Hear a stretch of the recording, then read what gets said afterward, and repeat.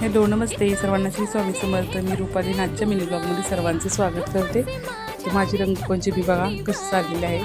तर टबभर मी फॉल धुतलेत आणि तेवढे टबभर फॉल मी आता वाळत घालत आहे. तर टेलरची रंगपंचमी अशी असते बघा.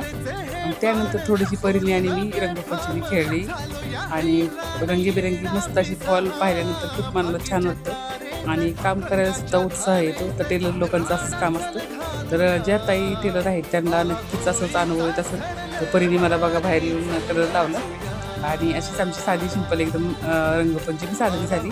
सर्वांना महिला दिनाच्या खूप साऱ्या शुभेच्छा.